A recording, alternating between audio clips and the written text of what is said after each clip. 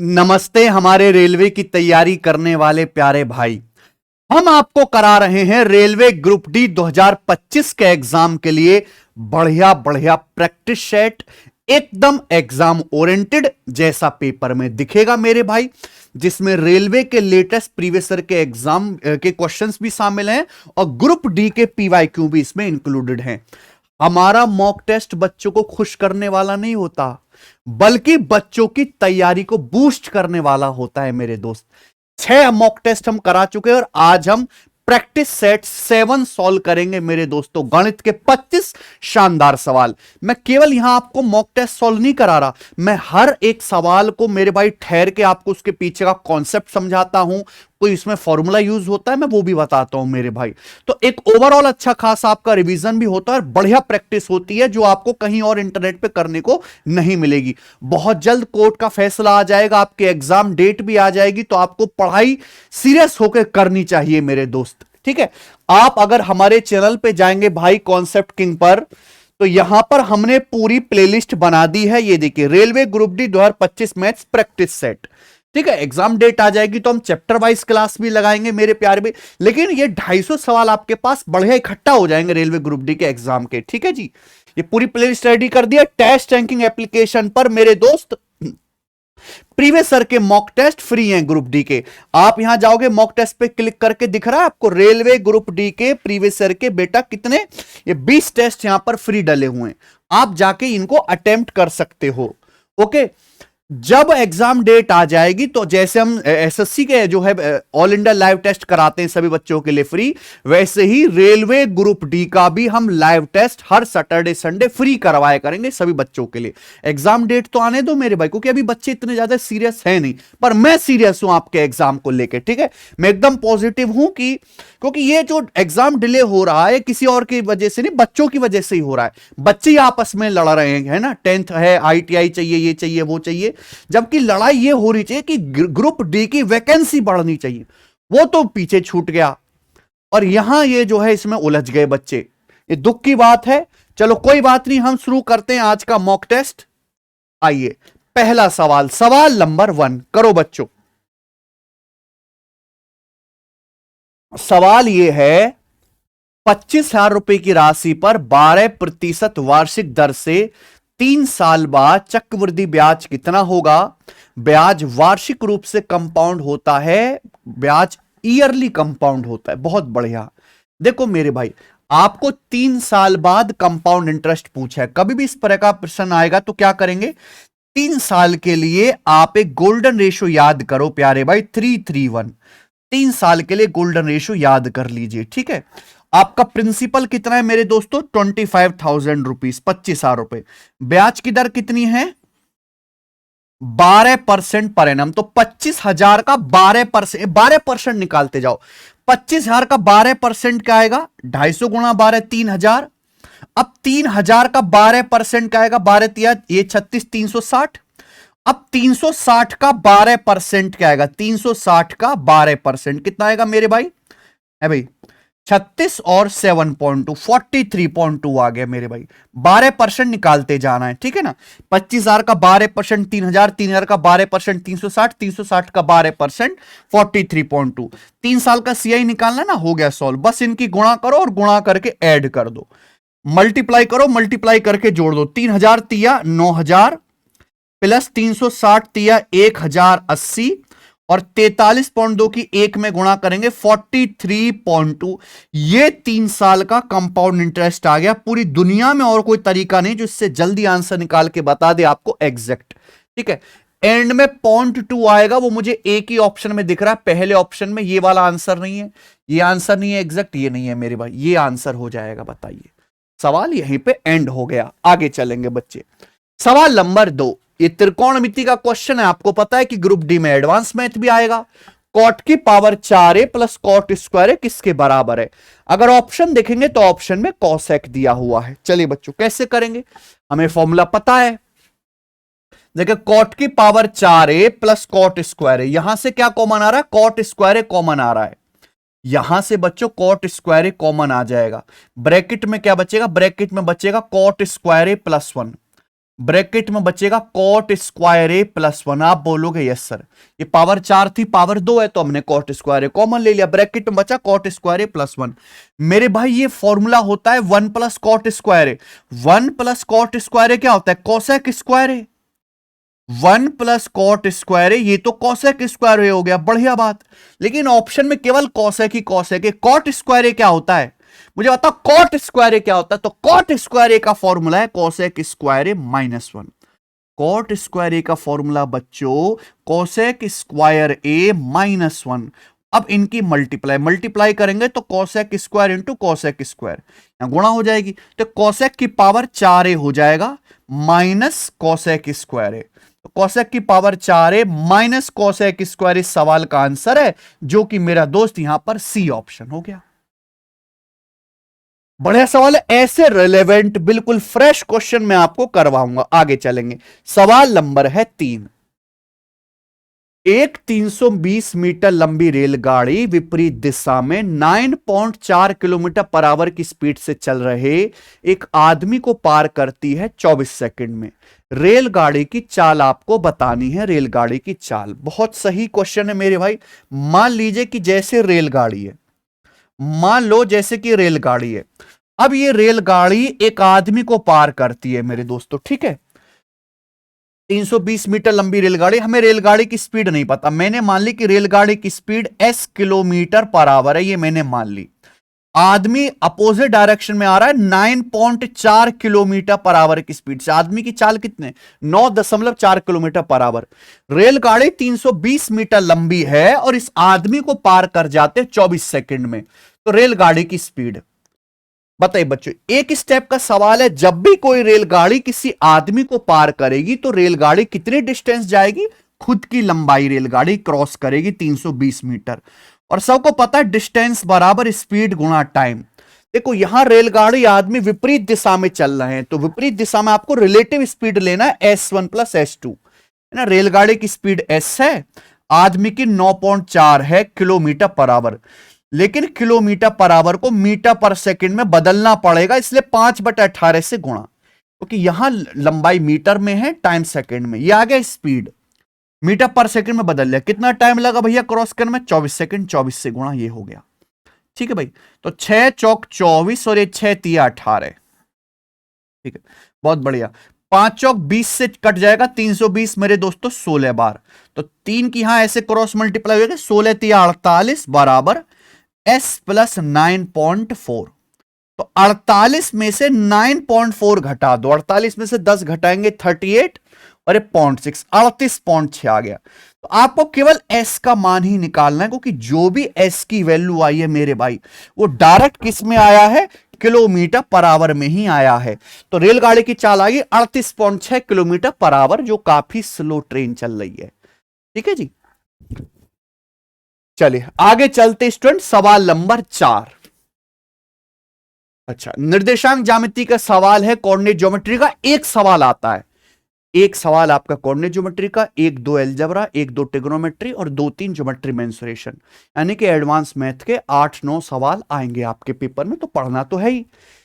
निम्नलिखित में से m के किस मान के लिए ये दो इक्वेशन ऑफ सिस्टम दे रखे हैं, दो इक्वेशंस दे रखी है, इनका कोई सॉल्यूशन नहीं होगा। m की किस वैल्यू के लिए इन दोनों इक्वेशन का कोई सॉल्यूशन नहीं होगा, कोई हल नहीं होगा। इसका मतलब क्या हुआ? देखो भाई, अगर दो लाइन एक दूसरे के पैरेलल हैं, ध्यान सुनते रहेगा, तो लाइन एक दूसरे को कभी काटेंगी नहीं। जब ये कभी एक दूसरे को नहीं काटेंगी तो इनका कोई इंटरसेक्शन पॉइंट, कोई प्रतिच्छेदन बिंदु नहीं है, यानी कि इनका कोई सॉल्यूशन नहीं है। तो यानी कि ये दोनों लाइन पैरेलल होनी चाहिए। पैरेलल कब होंगी? जब इनका स्लोप बराबर होगा, इनका ढाल बराबर होगा, यानी कि एक्स और वाई का रेशियो सेम होना चाहिए। एक्स वाई कोफिशिएंट, एक्स में 18 से गुणा है या एक्स में 7 से गुणा है, बराबर होना चाहिए मेरे दोस्तों। यहां y में किससे गुणा है? माइनस का 72 से गुणा है, -72। यहां y में किससे गुणा है बच्चों? माइनस के m से गुणा है, माइनस के m से गुणा। क्लियर है? आप बोलोगे यस सर, माइनस तो आपका हट ही जाएगा, या 18 चौक 72 यानी कि 4 सत्ते 28। तो m की वैल्यू क्या होगी प्यारे बच्चे? 28 होगी, बात खत्म। ऑप्शन नंबर यहां से डी सही हो गया। आगे चलते हैं, अगला सवाल। यदि समान ब्याज दर पर 2 साल में साधारण ब्याज 112 रुपए और कंपाउंड इंटरेस्ट 128 रुपए है, तो आपसे पूछा प्रिंसिपल मूलधन क्या है। देखो सेम रेट ऑफ इंटरेस्ट से 2 साल का सिंपल इंटरेस्ट कितना है 112 रुपए, 2 साल का बच्चों कंपाउंड इंटरेस्ट है 128 रुपए। ठीक है, मूलधन आपसे पूछा है, कैसे करिएगा भाई। देखो प्यारे दोस्तों, सिंपल इंटरेस्ट हर साल बराबर होता है, आपको प्रिंसिपल निकालना है। अब ये मेरे दोस्तों फर्स्ट ईयर की कहानी है, या छोड़ो, ये सिंपल इंटरेस्ट तो हर साल बराबर होता है। अगर 2 साल का सिंपल इंटरेस्ट 112 है तो पहले साल का कितना होगा 56 रुपए, दूसरे साल का सिंपल इंटरेस्ट भी 56 रुपए होगा, 56 56 112। लेकिन 2 साल का कंपाउंड इंटरेस्ट 128 है, तो आप बताओ कंपाउंड इंटरेस्ट सिंपल इंटरेस्ट से कितना ज्यादा है, तो आप कहोगे 16 रुपए ज्यादा है सर। यानी कि 2 साल के CISI का जो डिफरेंस है वो 16 रुपए है, 2 साल के CISI का डिफरेंस 16 रुपए। यानी कि फर्स्ट ईयर में तो आपको 56 रुपए ब्याज मिला है, सेकंड ईयर में ये ब्याज है मेरे भाई। देखो कंपाउंड इंटरेस्ट का मतलब ब्याज पर भी ब्याज, सिंपल इंटरेस्ट हर साल बराबर होता है मेरे दोस्तों, लेकिन कंपाउंड इंटरेस्ट में ब्याज पर भी ब्याज मिल जाता है। जो 16 रुपए आपको ब्याज मिला है, इसी 56 रुपए पर ब्याज मिला होगा, यानी कि 56 रुपए पर 16 रुपए ब्याज मिला। कितना हो गया मेरे भाई, अगर 56 रुपए पर 16 रुपए ब्याज मिला है तो ब्याज कितना है, ये किससे जा रहा है मेरे दोस्तों 8 से, 8 दूनी 16 और 8 सत्ते 56, 2/7। अगर ब्याज की दर पूछेगा तो 2/7 आएगा, यानी कि अप्रोक्स 28.56%। अगर इस सवाल में ब्याज की दर पूछी होती, लेकिन पूछा है प्रिंसिपल। देखो पहले साल तो केवल प्रिंसिपल पर ब्याज मिलेगा, पहले साल तो केवल मूलधन पर ब्याज मिलेगा, यानी कि प्रिंसिपल का 2/7 ही 56 है। प्रिंसिपल मूलधन का 2/7 ही बच्चों 56 के बराबर है, तो मूलधन कितना होगा 2 से 56 28 बार चला जाएगा, 28 गुणा 7 यानी कि 196 रुपए, 196 आपका प्रिंसिपल आ गया, बात खत्म। Option number A.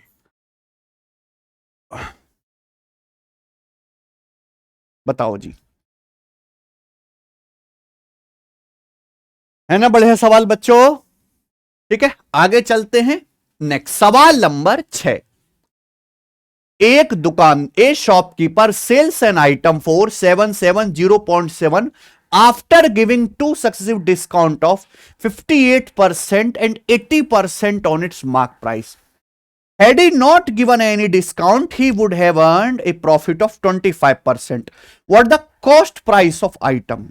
ये सवाल रेलवे का बहुत बहुत बहुत ज्यादा फेमस सवाल है और बहुत ज्यादा इंपॉर्टेंट है। एक बहुत गजब का तरीका है मेरे भाई सवाल में। देखो सवाल का सबसे ज्यादा इंपॉर्टेंट है ये लाइन, अगर कोई डिस्काउंट ना दिया जाए तो 25% का लाभ होता है एक दुकानदार को। देखिए सबसे पहले दुकानदार खुद सामान खरीदता है, ये हो गया क्रय मूल्य लागत मूल्य। फिर दुकानदार उसका मार्क प्राइस अंकित मूल्य फिक्स करता है। देखिए अगर दुकानदार कोई डिस्काउंट नहीं देगा तो दुकानदार ने जो मार्क प्राइस लगाया है MRP पे बेचेगा, यानी कि मार्क प्राइस पर बेचने से दुकानदार को 25% का लाभ होता है। इसका मतलब यह हुआ कि वस्तु का जो मार्क प्राइस है वो कॉस्ट प्राइस से 25% अधिक है। अगर आप सामान एक दाम की दुकान है, अगर आप कोई डिस्काउंट नहीं दोगे तो जो सामान का MRP जो स्टिकर पे प्राइस लगा हुआ उसी पे बेचोगे, यानी कि मार्क प्राइस कॉस्ट प्राइस से 25% ज्यादा रखा है। यही तो मतलब हुआ दूसरी लाइन का। अब पहली लाइन पे आ जाते हैं। दुकानदार किसी वस्तु को बेचता है अंकित मूल्य पर 58%, 80% की दो लगातार छूट के बाद। पहले मार्क प्राइस पे 58% का डिस्काउंट दिया, 58% डिस्काउंट देने के बाद जो वैल्यू आई उस पे फिर 80% डिस्काउंट दिया और फाइनली सामान को बेच दिया, फाइनली सामान को सेल कर दिया। ठीक है जी, आप बोलोगे जी सर बिल्कुल दिक्कत नहीं। और बेचा कितने में 770.7 रुपए में बेचा है, इतने प्राइस में बेच दिया। तो आपसे पूछा है वस्तु का क्रय मूल्य क्या है, यानी कि CP आपसे पूछा है, तो क्या ये सक्सेसिव नहीं है? इसमें लगातार CP को ही चेंज करते जा रहे हैं। फाइनल वैल्यू दी है, अंतिम मान इनिशियल वैल्यू पूछी है, तो यहां पे हम रेशियो मेथड भी लगा सकते हैं बड़ी आसानी से। पहले 25% मार्कअप किया 1/4, फिर 58% डिस्काउंट दिया, 58% मतलब 58/100 यानी कि 29/50 का डिस्काउंट दिया, 50 पे 29/50 पर 80% डिस्काउंट दिया, 80% की फ्रैक्शन लो 4/5। क्लियर है? आप बोलोगे यस सर। जरूर पालिका बाजार से होगा ये सामान, तभी इतना डिस्काउंट है। पहले 25% मार्कअप किया, 1/4, 1/4 यानी कि 4 का सामान 5 में। फिर 29/50 डिस्काउंट दिया, यानी कि 50 पे 29 का डिस्काउंट है, 50 का सामान 21 में बेचा। फिर 4/5 डिस्काउंट दिया, 5 पे 4 की छूट है, 5 का सामान 1 में बेचा।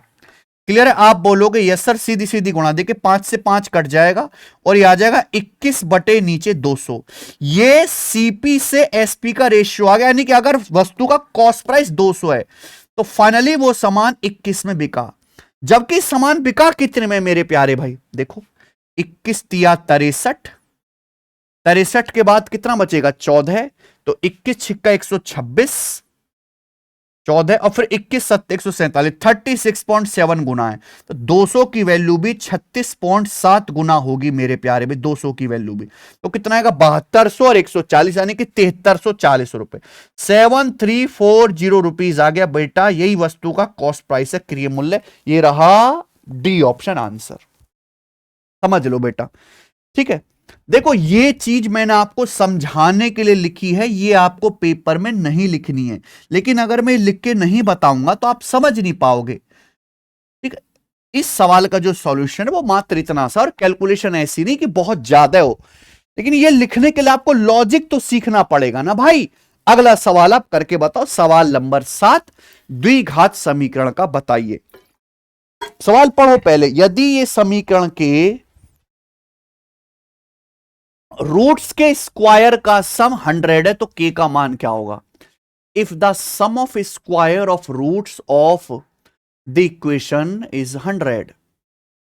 ठीक है जी, देखो आपको ये इक्वेशन दी रखी है, ये द्विघात समीकरण है। ठीक है जी, मान लो जैसे इसके रूट्स अल्फा बीटा हैं, तो सवाल में पहली ही लाइन ये दी है कि यहां पे रूट्स के स्क्वायर का सम, मूलों का पहले वर्ग करो फिर वर्ग करके जोड़ो, ये value alpha square plus beta square 100 है। ठीक है, आपसे पूछा गया के का मान, तो देखो के कहां, ये रहा के, ये के है। अच्छा मेरे भाई, यहां से मैं रूट्स का सम तो बड़ी आसानी से निकाल सकता हूं। आप बोलोगे जी सर, देखो यहां एक्स स्क्वायर का कोएफिशिएंट 1 है, तो अगर बच्चों मैं आपसे रूट्स का सम पूछूं तो रूट्स का सम कितना आ जाएगा? तो आप कहोगे सर माइनस का बी बटा ए, माइनस का बी बटा ए। बी कितना है? एक्स का कोएफिशिएंट माइनस का 14 है, बटे ए कितना है? एक्स स्क्वायर में 1 से गुणा, ये आ जाएगा माइनस का बी बटा, यानी कि माइनस माइनस प्लस, यानी कि 14 हो गया। अल्फा प्लस बीटा मेरे दोस्तों क्या आ गया? 14 आ गया, 14 आ गया। अब मेरे दोस्तों एक बात बताइए, क्या इस क्लास में कोई बच्चा ऐसा है जो ऐसी दो संख्या मुझे ढूंढ के बता दे जिनको जोड़ के 14 आता हो और जिनके स्क्वायर का योग 100 हो?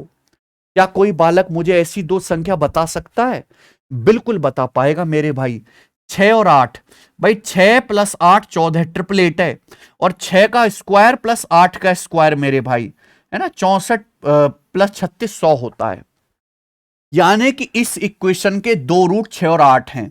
आपसे के पूछा है तो रूट्स का प्रोडक्ट कितना आएगा? रूट्स का प्रोडक्ट आएगा क्या होता है? सी बटा ए। सी यानी कि कांस्टेंट, सी यानी कि 3 के। ठीक है, यहां पे ये A1 है, तो भैया 3 से आपका 6 कट जाएगा 2 बार, तो के की वैल्यू आएगी 2 8 16। 16 सवाल का आंसर था, और बहुत ज्यादा बढ़िया सवाल है ये। आगे चलते सवाल नंबर 8 बनाइए।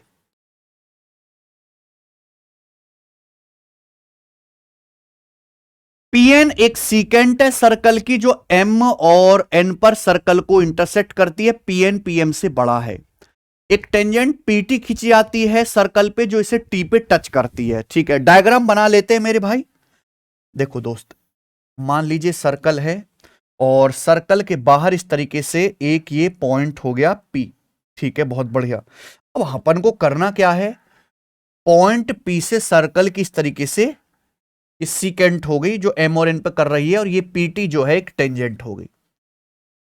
ये पीटी जो है बच्चों सर्कल की टेंजेंट है।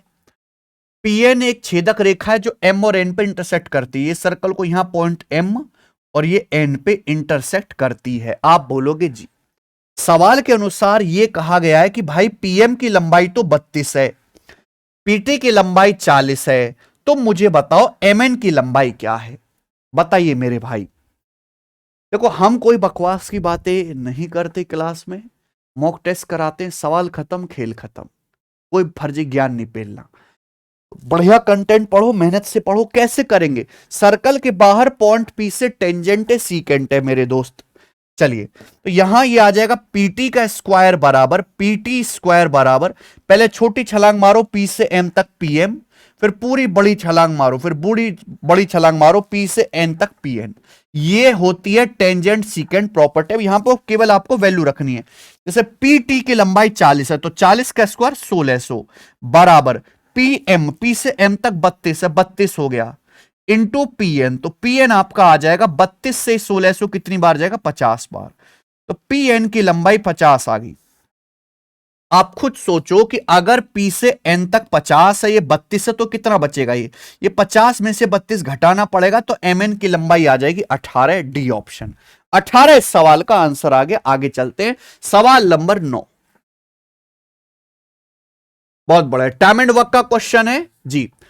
किरण किसी काम को 15 दिन में कर सकती है, किरण गरिमा 10 दिन में, किरण गरिमा महक 9 दिन में। उसी काम को किरण और महक कितने दिन में करेंगे? बहुत बढ़िया सवाल दिख रहा है भाई। देखो, किरण जो है किसी काम को यहां 15 दिन में कर सकती है, ठीक है। उसके बाद किरण और गरिमा, दो लड़कियां होंगी, किरण प्लस गरिमा, ये उस काम को कर सकती हैं 10 दिन में। ये 10 दिन में करेंगे, ये भी ठीक है, 10 दिन में। उसके बाद किरण गरिमा महक, किरण प्लस गरिमा प्लस महक, 3 लड़कियां हो गई हैं अभी। अभी 3 लड़कियां मिलकर उस काम को करती हैं 9 दिन में, 9 दिन में करती हैं। तो पूछा किरण और महक कितने दिन में करेंगे, किरण प्लस महक मिलकर उस काम को कितने दिन में करेंगे, ये सवाल है। तो कुछ नहीं भैया, एलसीएम 15, 10, 9 तीनों से कटने वाला नंबर आसान सा 90 है। ये तीनों संख्याएं 90 से कटती हैं, ये टोटल वर्क मैंने मान लिया। किरण की एफिशिएंसी आ जाएगी 15 छिक्का 90। भाई किरण और गरिमा 90 कुर्सी 10 दिन में बनाते हैं, एक दिन में कितना बनाएंगे? 90/10 9। तीनों लड़कियां 90 कुर्सियां 9 दिन में बनाते हैं, एक दिन में कितना बनाएंगी? 10। आप बोलोगे यस सर, ठीक है जी। मुझे किरण और महक की एफिशिएंसी निकालनी है। अच्छा, ये एफिशिएंसी तो है, आप बोलोगे हाँ जी सर। देखो यहां किरण की एफिशिएंसी 6 है, ठीक है, किरण की 6 है, किरण प्लस गरिमा की 9 है, तो गरिमा की एफिशिएंसी 3 है, ठीक है जी। किरण प्लस गरिमा की एफिशिएंसी 9 है, किरण प्लस गरिमा की 9 है, जबकि तीनों की एफिशिएंसी कितनी है मेरे प्यार भी? 10 है। किरण प्लस गरिमा प्लस महक की एफिशिएंसी 10 है, तो महक की 1 आ गई, महक की 1 आ गई। तो मुझे ये पता चल गया, निकालना पड़ा यहां से कि भाई किरण की एफिशिएंसी तो 6 है, अच्छा गरिमा की जरूरत ही नहीं है यहां पर, और महक की 1 है। किरण की एफिशिएंसी 6 है, महक की 1 है, यानी कि दोनों की एफिशिएंसी आ गई 7। तो दोनों 90 यूनिट काम करेगी 7 एफिशिएंसी के साथ 90/7 दिन में, 90/7 दिन में दोनों काम करेंगे। डी ऑप्शन करेक्ट है, ठीक है जी। गरिमा की एफिशिएंसी की जरूरत नहीं, किरण की 6 है, किरण प्लस गरिमा की यहां पे 9 है, तो महक की 1 आ जाएगी डायरेक्ट, इसकी आपको जरूरत ही नहीं है, ठीक है। बढ़िया सवाल है बच्चों, ऐसे सवाल आते हैं रेलवे में खूब। सवाल नंबर 10, 50 बच्चों के बीच 41 रुपए बांटे गए।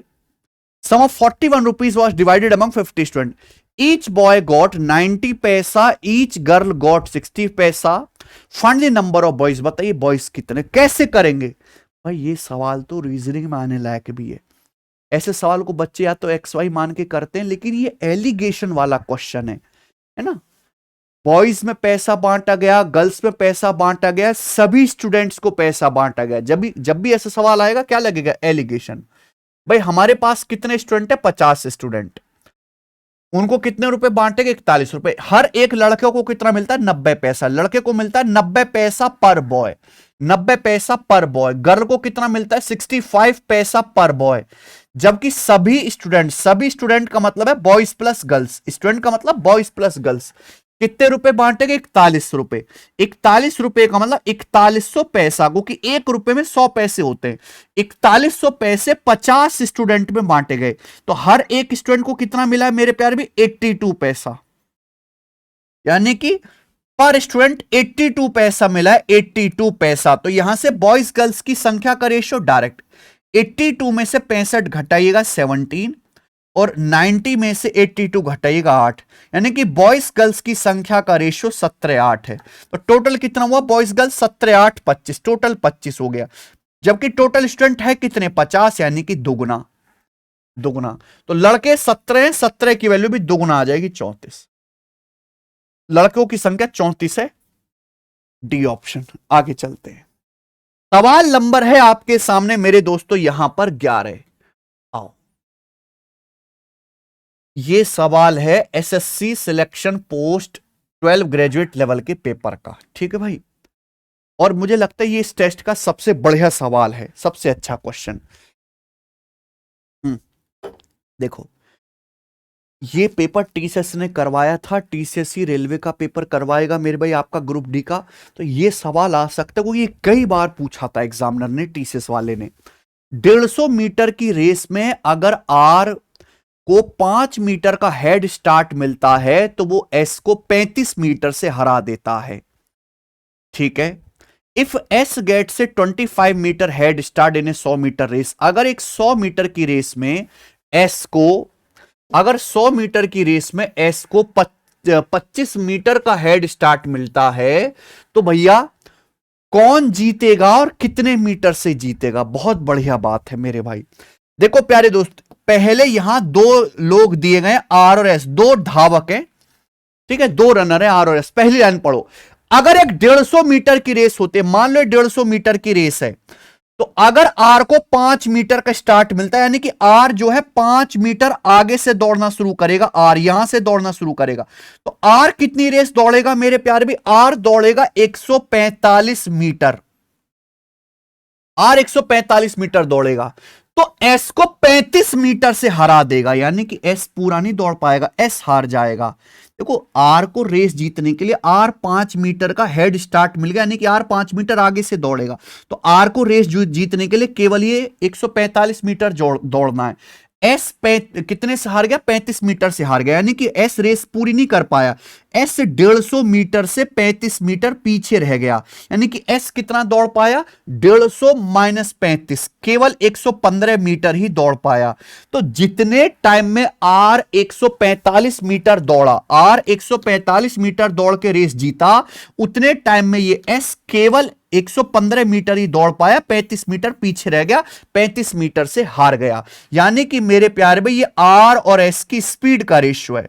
सेम टाइम में चलेगी डिस्टेंस ही स्पीड होती है, सेम टाइम में जो डिस्टेंस का रेशियो होगा वही स्पीड होगा। जितने टाइम में आर 145 मीटर गया उतने टाइम में एस 115 मीटर गया है। तो इनकी स्पीड का रेशियो क्या? 5 से जाएगा 29 बार और 5 से जाएगा प्यारे बच्चों 115 23 बार। ये आर और एस की स्पीड का रेशियो आ गया। बहुत बढ़िया।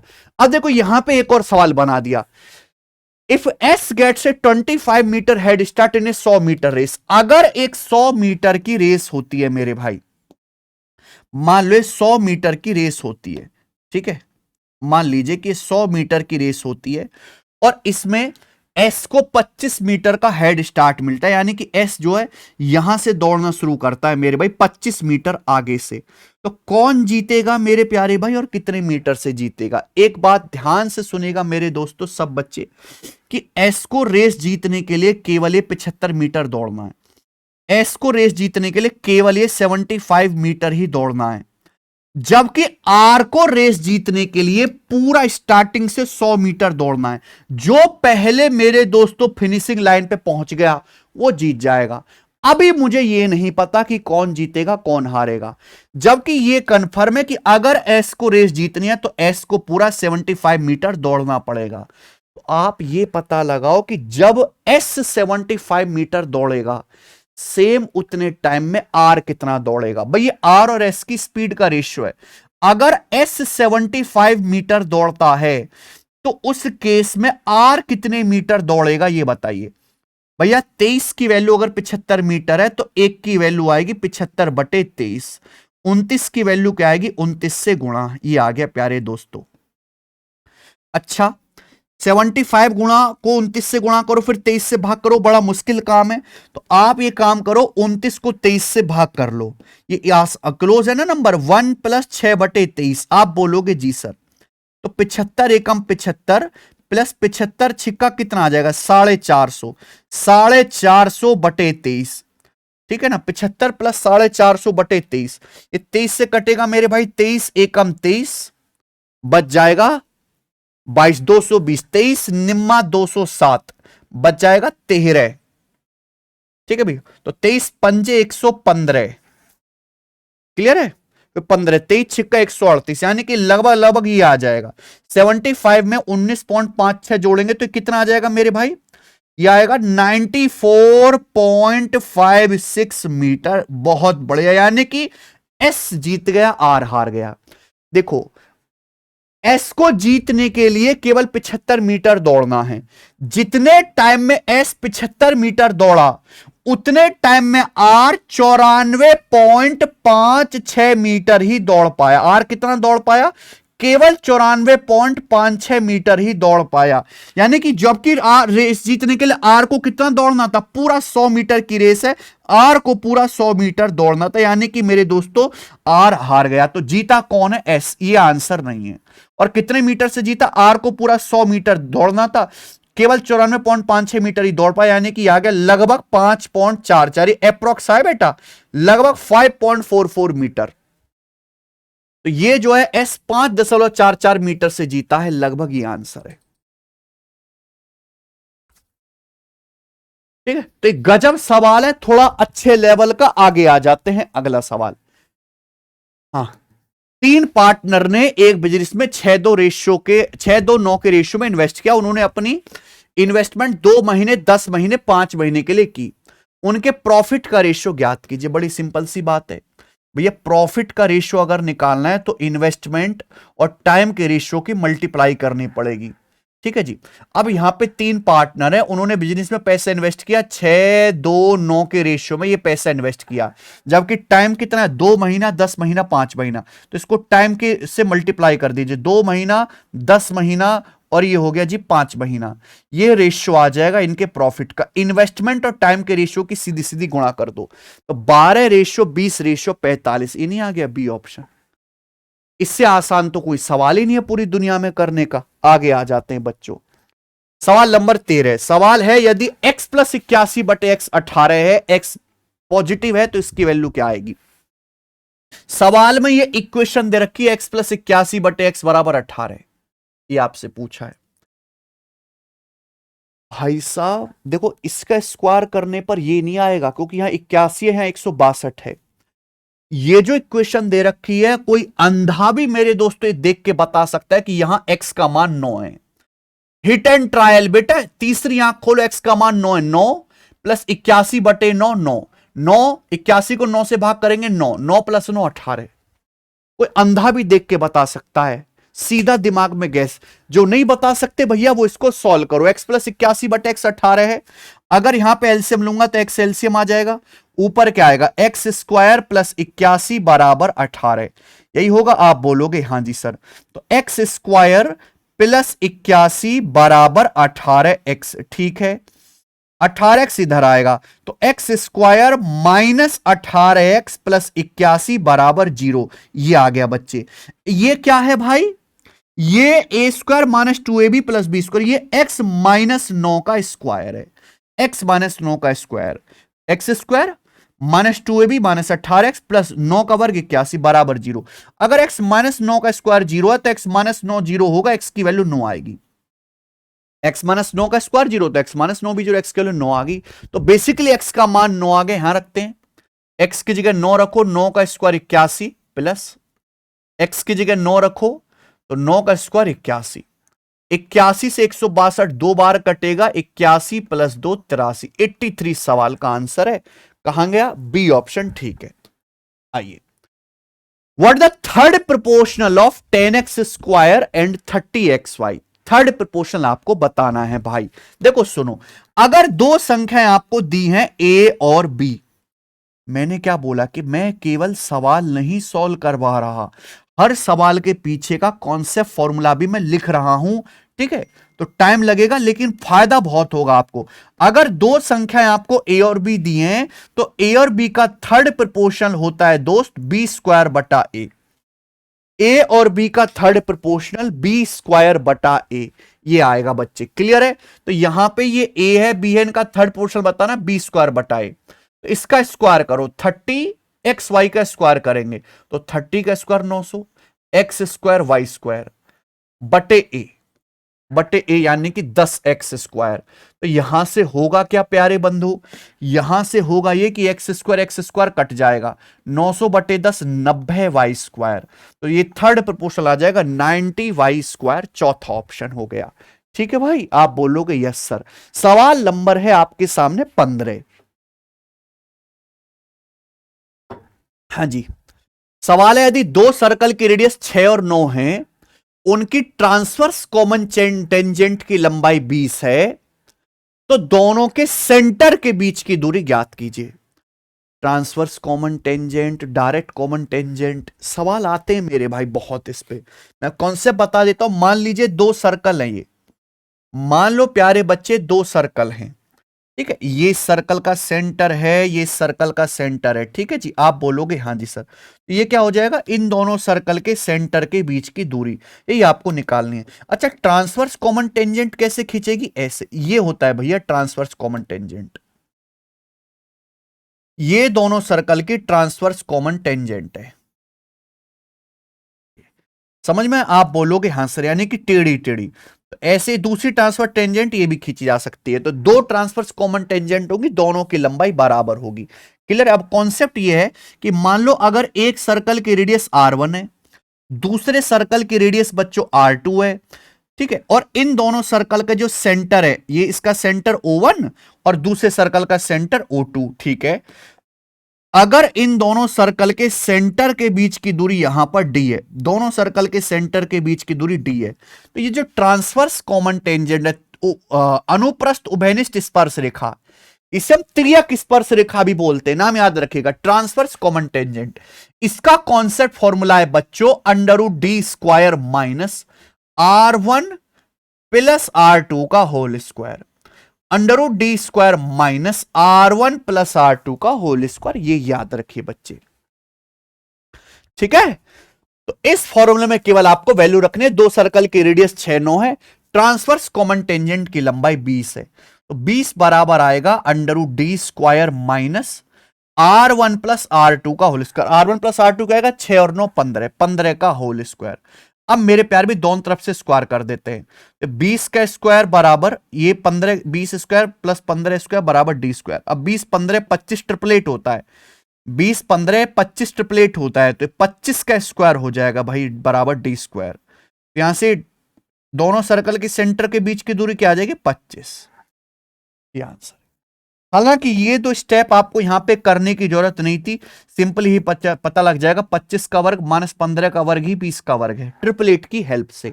सवाल नंबर 16 करो बच्चों।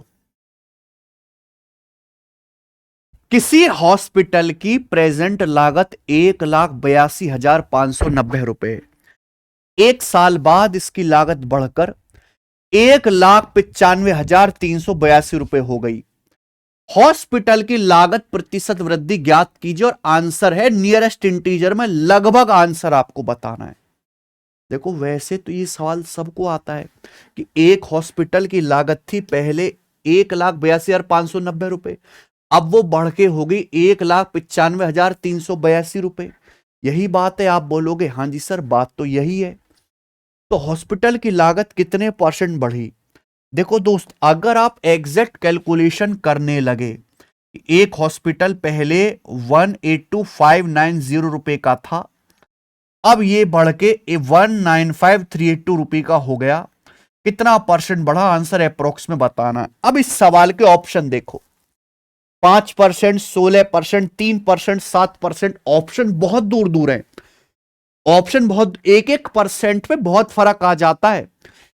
एग्जैक्ट कैलकुलेशन करने में लंका लग जाएगी मेरे भाई। तो कभी इस तरह के सवाल आए, जो हजारों सवाल आ चुके हैं रेलवे में, आप एक काम करो मेरे भाई, सिग्निफिकेंट वैल्यू लो मेरे दोस्तों। जैसे 1,82,590 है ना, तो अगर 590 के 3 डिजिट में 000 कर दूं, यानी कि 1,82,000 रुपए, क्या कोई दिक्कत है मेरे भाई। अरे जब बात लाखों की हो तो कुछ 500 रुपए का हिसाब नहीं रखा जाता। 1,82,590 रुपए में 590 हटा दो, 000 कर दो, 500 रुपए का हिसाब थोड़ा ना। अरे जब बात लाखों की हो तो 100 200 500 रुपए की कोई हिसाब रखता है क्या। 1,95,382 का मतलब क्या है? 1,95,000 कर देते हैं लगभग, 1,95,000 रुपए है भी। मान लो हॉस्पिटल इतने का था, अब इतने का हो गया अप्रोक्सी, तो हाँ मैंने कुछ ज्यादा चेंज थोड़ा ना करा कि लाखों का चेंज कर दो, लाखों कुछ 100-200 रुपए मैंने 2,000 कर दिए। इससे क्या होगा, कैलकुलेशन कम हो जाएगी, 3 जीरो से 3 जीरो कट गया, यानी कि हॉस्पिटल 182 का था 195 का हो गया, तो हॉस्पिटल की कीमत कितनी बढ़ गई मेरे भाई? 13, जबकि हॉस्पिटल की कीमत पहले कितनी थी? 182। ठीक है, ये तो कट भी गया मेरे दोस्तों, और मजा आ गया। 13 एक कम 13, ठीक है, और 5, 13 चौका 52, ये 14 हो गए। 1/14 क्या होता है? 1/14 होता है अप्रोक्स 7.14%। तो आंसर 7% के नजदीक आएगा। बता जी कौन सा ऑप्शन है? 7% ही रहा। ठीक है, तो सवाल को कैसे उड़ाना है यह मैं आपको सिखा रहा हूं। 17वां सवाल, find the value of this 1 plus cot A minus cos A के 1 plus tan A plus sec A minus 3 sine square A plus cos square A का मान ज्ञात कीजिए। बच्चों बहुत अच्छी बात है, आप इस चीज को ध्यान से देखेंगे मेरे भाई, ये देखते ही आपके दिमाग में खुशी की लहर दौड़नी चाहिए। इसको मैं कॉन्सेप्ट आपके सामने लिख रहा हूं, जो आपको अपनी कॉपी डायरी जो भी आपने बना रखा है या फोन में स्क्रीनशॉट लेके रख लो। एक सवाल तो भैया जरूर आएगा मेरे दोस्त किसी ना किसी शिफ्ट में सीधा। 1 plus tan A plus sec A, 1 plus tan A plus sec A into 1 plus cot A minus cosec A, 1 plus tan A plus sec A into 1 plus cot A minus cosec A. इसकी वैल्यू हमेशा 2 होती है, बराबर 2 होते हैं। लर्न इट, इसे याद करो, रटो, अभी के अभी रटो। मुझे नहीं पता कैसे करोगे पर रटो। 1 plus tan A plus sec A, 1 plus tan A plus sec A into 1 plus cot A minus cosec A, इसकी वैल्यू 2 होती है, 2 माइनस 3। सबको पता है sign square A plus cos square ए 1, ये आपका 1 हो गया, तो 2 माइनस 3 माइनस 1 इस सवाल का आंसर है बच्चे। खेल खत्म, आगे आएंगे। The average of first 128 even natural number, पहली 128 इवन नेचुरल नंबर का एवरेज क्या आ जाएगा? 129। डी ऑप्शन आंसर आ गया, लिख लो बेटा। Average of first N, average of first N even natural numbers, Hindi में लिखेंगे प्रथम एन, प्रथम एन सम प्राकृतिक संख्याओं का औसत, प्रथम एन सम प्राकृतिक संख्याओं का औसत। ठीक है जी, इवन नंबर तो समझते हैं, जैसे 2, 4, 6, 8, 10 और आखिर में एन लेना है तो 2n, 2 का पहाड़ा मेरे भाई। इनका जो एवरेज आएगा, average of first N even natural numbers, वो हमेशा n+1 होता है, n+1। ठीक है, बता भी देता हूं कहां से आया। देखो, नेचुरल नंबर का मतलब होता है पॉजिटिव, 2, 4, 6, एन नेचुरल नंबर आपको लेने हैं इवन, एन सम संख्याएं आपको लेनी है। 2 का पहाड़ा, 2 एकम 2, 2 दूनी 4, 2 तिया 6, 2 चौका 8, पांचवा क्या आएगा? 2 पंजे 10, तो एनवा क्या आएगा? 2n, है ना। ये जो है मेरे भाई, इनका एवरेज मुझे निकालना है, तो एवरेज जो होगा भैया, लगातार संख्याएं तो पहले और आखिरी को जोड़ के आधा कर दो, 2 प्लस 2n का आधा, है ना, 2 से 2 कट जाएगा, कॉमन लेके 1 प्लस n, यही मैं यहां पे लिखा हूं।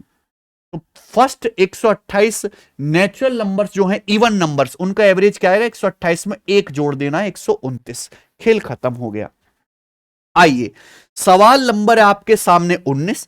यह सवाल आरपीएफ एसआई में आया था, बहुत पहले, करके दिखाएंगे। एक थैले में 12, 13, 11 के अनुपात में 3 रुपए, 4 रुपए, 5 रुपए के सिक्के हैं। टोटल वैल्यू ऑफ कॉइन 572 रुपए है, तो 3 रुपए के कुल सिक्कों की संख्या कितनी है? बहुत बढ़िया। देखो, एक बैग में मेरे भाई 3 रुपए के, 4 रुपए के और ये 5 रुपए के सिक्के हैं, ठीक है। और यहां पे नंबर ऑफ कॉइन्स आपको दिया है, नंबर ऑफ कॉइन्स, सिक्कों की संख्या किस अनुपात में दी है? 12, 13, 11 के रेशियो में।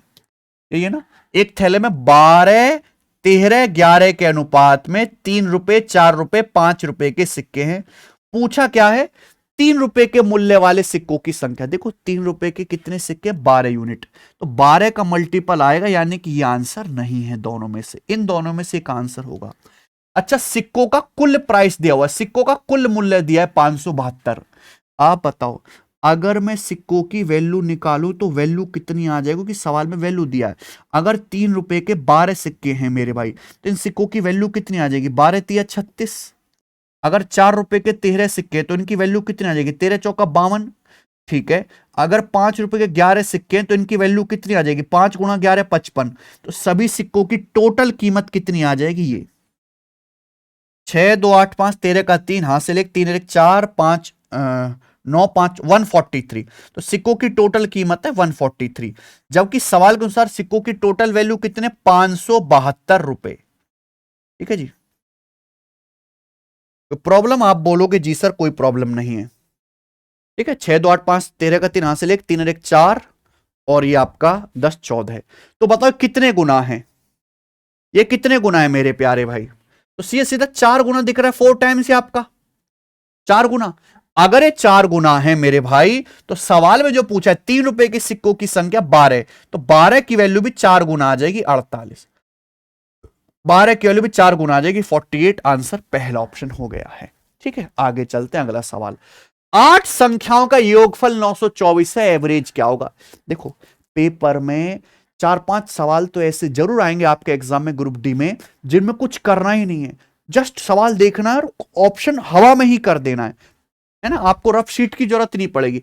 8 संख्याओं का योगफल 924 से एवरेज क्या आएगा, 924 को 8 से डिवाइड कर दो। ठीक है जी, 8 एकम 8 8 एकम 8 4 8 पंजे 40 115.5 आ गया। ये रहा डी ऑप्शन। चलेंगे आगे। दो ट्रेन 60 और 110 किलोमीटर पर आवर की स्पीड से विपरीत दिशा में चल रही हैं। एक ट्रेन की लंबाई 360 मीटर है, एक दूसरे को पार करने में 21 सेकंड का समय लगता है। दूसरी ट्रेन की लंबाई बताओ दशमलव के 2 स्थानों तक। बहुत बढ़िया। देखिए, दो ट्रेन चाहे एक दूसरे को सेम दिशा में पार करें या विपरीत दिशा में पार करें, दोनों ट्रेन को लंबाई कितनी, डिस्टेंस कितनी चलनी पड़ेगी, दोनों की लंबाई का योग। मैंने मान लिया भाई कि दूसरी ट्रेन की लंबाई एल है, एल मीटर, दूसरी ट्रेन की जो लंबाई है वो एल मीटर है। दो ट्रेन एक दूसरे को पार करती है, यहां पे पहली ट्रेन की लंबाई 360 मीटर है, दूसरी ट्रेन की लंबाई एल मीटर है। अच्छा, दोनों ट्रेन एक दूसरे को पार कर रही है अपोजिट डायरेक्शन में, तो देखो डिस्टेंस बराबर रिलेटिव स्पीड गुणा टाइम। अब अपोजिट डायरेक्शन में अगर पार करेंगे तो रिलेटिव स्पीड होता है S1 + S2, तो 60 + 110 आ जाएगा 170। लेकिन एक किलोमीटर पर आवर में रहा, मीटर पर सेकंड में बदलना है तो 5/18 से गुणा, है ना। 170 किलोमीटर पर आवर मीटर पर सेकंड में 5/18 इंटू टाइम। टाइम कितना लगा मेरे प्यारे में, 21 सेकंड लगा, मल्टीप्लाई बाय 21 ये हो गया। अब बताइए, सिंपल कैलकुलेशन, नथिंग एल्स है भाई। ये क्या जाएगा मेरे भाई, 3 सत्ते 21 और ये 3 छिंग 18 और ये आ गया मेरे भाई 2 से 85 और ये 3। आप बोलोगे जी सर, तो लंबाई आ जाएगी 85। देखो 85 पंजे तो हो गया 425। ठीक है, अब 425 की 7 में अगर गुणा करोगे तो 2800 और 2975 हो गया ना। ठीक है, तो 2975/3 आ गया गुणा करने पर, और 360 इधर चला जाएगा माइनस का 360। ठीक है, हालांकि 3 से डिवाइड करने पर 0.66 जैसी चीज आती है, ये आंसर हो जाएगा। ठीक है, नहीं समझे होंगे, मैं डिवाइड कर लेते हैं। चलो, 3 नाम 27, 2 3 नाम 27, बचेगा 5, 3 एकम 3 और 2/3 0.66 ये आएगा। और इसमें से जब आप 360 घटाएंगे तो जो मैंने बात कही वही सही हुई, सेकंड ऑप्शन। आप कहोगे सर क्यों, देखो अगर 1/3 करोगे तो 0.333333 आएगा, और 2/3 करोगे मेरे प्यारे भाई तो 0.666666 आएगा, और 3/3 तो 1 हो जाएगा। यानी कि 3 से भाग देने पर डेसिमल वाला पार्ट या तो ये आएगा 0.33 या 0.666 आएगा। ये तो कभी आ ही नहीं सकता, आ ही नहीं सकता, आ ही नहीं सकता, यही आंसर हो सकता था। ठीक है, इसलिए मुझे ये स्टेप करने की जरूरत नहीं थी। ठीक है, ये करते करते मेरे दोस्तों चीजें पता लगती है। सवाल नंबर 22 करो। दो शंकु हैं, उनकी हाइट 7:5 के रेशियो में, उनके डायमीटर का रेशियो 10:21 है, तो उनके वॉल्यूम का, आयतन का रेशियो पूछा है। भाई ऐसे सवाल तब तक नहीं हो पाएंगे जब तक आपको फॉर्मूला ना पता हो। मेंसुरेशन में बहुत सारे फॉर्मूला हैं। देखो, अगर आपको फॉर्मूला याद नहीं है कोई परेशानी नहीं, आराम से हो सकते हैं, लेकिन फॉर्मूला एक जगह इकट्ठे लिखे हुए होने चाहिए। अब आपके दिमाग से तो फॉर्मूला उत्पन्न नहीं होंगे मेरे भाई। आपको या तो टीचर की हेल्प चाहिए कि जो सारे आपको फॉर्मूला कॉन्सेप्ट एक जगह लिख के बताए, या एक किताब चाहिए। तो ये किताब है maths concept king formula book. सारे गणित के concept, arithmetic, advance trick, example के साथ कलरफुल एक जगह लिखी हुई मिलेंगी मेरे भाई। एडवांस मैथ में तो बहुत ज्यादा हेल्पफुल है। तो आप ये किताब ऑर्डर करके मंगा सकते हैं फ्लिपकार्ट से, ठीक है। बाइलिंगुअल है, हिंदी वाले बिल्कुल परेशान ना हो, हिंदी इंग्लिश दोनों भाषा में मिलेगा। तो दो कोण है, हाइट का रेशियो दिया है, डायमीटर का रेशियो दिया है, वॉल्यूम का रेशियो पूछे। अच्छा, कोण का वॉल्यूम क्या होता है? कोण के वॉल्यूम का फॉर्मूला होता है 1/3 पाई आर स्क्वायर एच। ये है, सही बात है, आप बोलोगे यस सर। अब यहां पर 1/3 पाई कांस्टेंट है, यानी कि वॉल्यूम किस पे डिपेंड करता है? रेडियस के स्क्वायर इनटू हाइट पे। अगर भैया दो कोण है, मैं उनके वॉल्यूम का रेशियो लूंगा, वॉल्यूम का, तो 1/3 पाई तो कट जाएगा, यानी कि आपको रेडियस के स्क्वायर और हाइट के रेशियो की गुणा करनी है, ठीक है, बस आ जाएगा। तो मेरे दोस्तों यहां पर कुछ नहीं है, सिंपल सा, दो शंकुओं के डायमीटर का रेशियो। देखो डायमीटर जो होता है वो रेडियस का दुगना होता है, तो जो डायमीटर का रेशियो होगा वही रेडियस का रेशियो होगा। तो रेडियस का रेशियो 10:21 है। आपको वॉल्यूम का रेशियो निकालना है ना, दोनों कोण के वॉल्यूम का रेशियो निकालना है, वॉल्यूम का। तो क्या करेंगे? रेडियस का स्क्वायर और हाइट के रेशियो की गुणा। रेडियस का स्क्वायर, इसका स्क्वायर करना है मेरे भाई, इसका स्क्वायर करेंगे 10 का स्क्वायर 100 और नीचे 21 का स्क्वायर रहने दो, 21 गुणा 21, ये हो गया रेडियस का स्क्वायर इनटू हाइट। हाइट कितनी भाई? दोनों कोण की हाइट का रेशियो कितना है? 7/5, 7/5 ये आ गया सीधा वॉल्यूम का रेशियो। 5 से 100 20 बार चला गया, 7 से 21 3 बार चला गया, यानी कि 20/63, 20:63 आंसर है। ले सी ऑप्शन। आगे आइए, अगर पी क्यू आर इस इक्वेशन के रूट्स है तो इसका मान बताओ। पी क्यू आर इस समीकरण के मूल हैं तो बताइए। बहुत बहुत शानदार सवाल भाई साहब, मैंने गजब सवाल डाला है ये आपके लिए, ठीक है जी। ये सवाल भी आज के मॉक टेस्ट का सबसे बढ़िया में गिना जाएगा। देखो क्यूबिक इक्वेशन का कॉन्सेप्ट आपको नहीं आता तो आप सीख लीजिए मेरे भाई, सारे कॉन्सेप्ट इसमें लिखे हुए हैं किताब में, मैथ्स कॉन्सेप्ट किंग में, क्यूबिक इक्वेशन के। अगर इस क्यूबिक इक्वेशन के 3 रूट्स पी क्यू आर है तो मुझे बताओ यहां से रूट्स का सम कितना आ जाएगा? P plus Q plus R minus का बी बटाए माइनस का बी यानी कि एक्स स्क्वायर का कोफिशिएंट, एक्स स्क्वायर कोफिशिएंट 0 है, ए यानी कि मेरे दोस्तों ये 12 है, तो यानी कि 0 को किसी से भी डिवाइड करो 0 आ जाएगा, तो रूट का सम 0 है। क्लियर है? आप बोलोगे यस सर एकदम क्लियर है। यहां पे तो यहां पे रूट्स का सम 0 आ गया, आपसे पूछा है। अब एक बात ध्यान से देखो, बड़ी बेहतरीन बात है, अगर p plus Q plus R 0 है तो ये p प्लस क्यू क्या आएगा? ये p प्लस क्यू का आएगा, p प्लस क्यू आ जाएगा मेरे दोस्तों ये माइनस का r। p प्लस क्यू क्या आ जाएगा? माइनस का r। आप बोलोगे हाँ सर, यानी कि माइनस r का होल क्यूब करेंगे माइनस r क्यूब। ये देखो ये q प्लस r क्या आएगा? q प्लस r आएगा माइनस p, यानी कि माइनस p का क्यूब। ये r प्लस p, अगर मैं यहां से p प्लस r निकालूं तो q इधर आएगा माइनस का q, माइनस q का q। आप बोलोगे जी सर बहुत बढ़िया, यानी कि यहां से क्या कॉमन ले लेंगे? माइनस कॉमन, माइनस कॉमन लेंगे तो ब्रैकेट में बचेगा p cube plus q cube plus r cube, minus common लेंगे तो ब्रैकेट में ये बचेगा, ठीक है। तो हर एक पे ध्यान देना, आपको फिर बहुत बेहतरीन एक और कॉन्सेप्ट लग गया। अगर p plus Q plus R 0 है तो P cube plus Q cube plus R cube की वैल्यू क्या आ जाएगी मेरे भाई? 3p/q/r। एलजेब्रा का कॉन्सेप्ट है, एलजेब्रा का कॉन्सेप्ट है। आप बोलोगे यस सर यही कॉन्सेप्ट है। अगर a plus B plus C 0 है तो A cube plus B cube plus C cube क्या होता है मेरे भाई? 3abc। यहां p plus Q plus R 0 है तो P cube plus Q cube plus R cube क्या आ जाएगा? माइनस का 3p/q/r, ठीक है। ये आ गया माइनस का 3 गुणा p/q/r। p/q/r क्या है? रूट्स का प्रोडक्ट। p/q/r क्या है? इस इक्वेशन के 3 रूट्स है p/q/r, उनका गुणनफल। तो किसी क्यूबिक इक्वेशन के तीनों रूट्स का प्रोडक्ट क्या आएगा? माइनस का d बटाए। तीनों रूट्स का प्रोडक्ट आएगा माइनस का डी बटाए डी, मतलब ये कांस्टेंट 3572 बटा ए यानी कि मेरे दोस्तों आपका x2 का क्वेश्चन 12 ये आ गया भैया। ठीक है जी, तो ये माइनस माइनस ये तो प्लस हो जाएगा, 3 से 12 4 बार, 4 से काटेंगे तो 4 अट्ठे 32, 4 नाम 36, 1 4 3 12, 893 सवाल का आंसर है सी ऑप्शन। तो ये हाई लेवल का सवाल है, 3 कॉन्सेप्ट इस सवाल में लगा, एक कॉन्सेप्ट ये, दूसरा कॉन्सेप्ट ये, तीसरा कॉन्सेप्ट ये, तब जाके ये सवाल बनेगा बच्चे। आ जाइए, दो संख्याओं का एलसीएम और एचसीएफ 168 और 14 है, उनमें एक संख्या 42 है, दूसरी संख्या ज्ञात कीजिए। देखिए हमारे मॉक की सबसे अच्छी बात है कि आपको बैलेंस सवाल मिलेंगे, इजी भी मिलेगा, मॉडरेट भी मिलेगा, डिफिकल्ट भी मिलेगा। बाकी मॉक टेस्ट के में क्या दिक्कत है जो बाकी अध्यापक करा रहे हैं कि उनमें केवल आसान सवाल है, बहुत आसान सवाल है, वो मॉडरेट लेवल भी टच नहीं करते, जिससे कि बच्चा अपने आप में खुश तो होता रहता है लेकिन उसकी कंप्लीट तैयारी नहीं होती, वो टोटल स्टूडेंट नहीं बन पाता।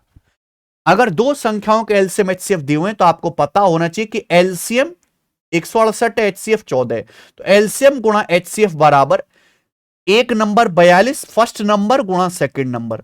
दो संख्याओं की गुणा हमेशा उनके एलसीएम और एचसीएफ की गुणा के बराबर होती है, यह पता होना चाहिए। यहां से 42 चौका 168 और ये आ जाएगा दूसरी संख्या 14 चौका 56, ये आंसर है। हालांकि ये सवाल ऑप्शन से भी हो जाएगा, क्योंकि अगर दो संख्याओं का एचसीएफ 14 है, अगर दो संख्याओं का एचसीएफ 14 है तो एक संख्या आपसे पूछे वो संख्या 14 से कटने वाली होगी। 14 से ना ये विकल्प कट रहा है ना ये कट रहा है, 14 से ना ये 14 चौका 56 कट रहा है, तो यही आंसर भी हो जाएगा। ठीक है, बस आज की क्लास का इस मॉक टेस्ट का आखिरी सवाल उड़ाएंगे, उड़ उड़ के करो बच्चों। एक सिलिंड्रिकल रॉड है, इसका आउटर कर्व सरफेस एरिया 9900 वर्ग सेंटीमीटर है, रॉड की लंबाई 82 सेंटीमीटर है, तो आपसे पूछे इसकी आउटर रेडियस क्या है और आंसर एप्रोक्स में बताना है, लगभग। बहुत बढ़िया सवाल, कैसे करिएगा। यह है बेटा सिलिंड्रिकल रॉड, ये इसका बाहर का मेरे दोस्तों कर्व सरफेस एरिया दिया 9900, ये जो मैं टच कर पा रहा हूं ना, ये जो स्टील का है मेरे प्यारे भाई 9900 वर्ग सेंटीमीटर है, इसकी लंबाई आपको दी है 82, तो ये इसकी बाहर की रेडियस आपको बतानी, इस वाले सर्कल की रेडियस आपको बतानी है।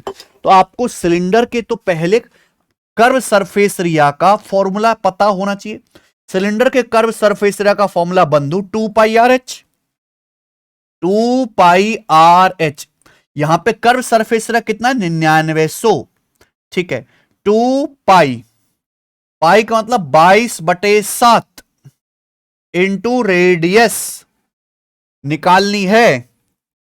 हाइट कितनी है 82, हाइट है लंबाई एक ही बात है। ध्यान से देखेंगे मेरे प्यारे दोस्त, देखो पहले तो 4 से 100 काटो 25 बार और 4 से 44 काटो 11 बार, 11 से 99 काटो 9 बार, और कुछ कटे नहीं, तो 25 निम्मा 225 हो गया, इस 7 ऊपर 225 गुणा 7/82, ये आ गया मेरे भाई रेडियस, यानी कि 225 सत्ते आ जाएगा 1400 और 175 1575 आ गया भैया, 1575/82। बोलो बात को पकड़ लिए क्या आप, कुछ कट नहीं रहा ना आगे। देखो यहां इसकी मल्टीप्लाई हो जाएगी, ठीक है भाई, ठीक है, 25 निमा 225 हो गया गुणा 7, तो गुणा जल्दी से कैसे करा, पहले 7 की 200 में 1400, 7 की 25 में 175, जोड़ लिया 1575/82। तो मेरे प्यारे दोस्त एक बात मैं कह सकता हूं कि 82 का सारे ऑप्शन 20 के नजदीक है, 20 गुना होता है 1640, जबकि ऊपर 1575 है, ऊपर 1575 है, यानी कि 20 से कम आएगा आंसर।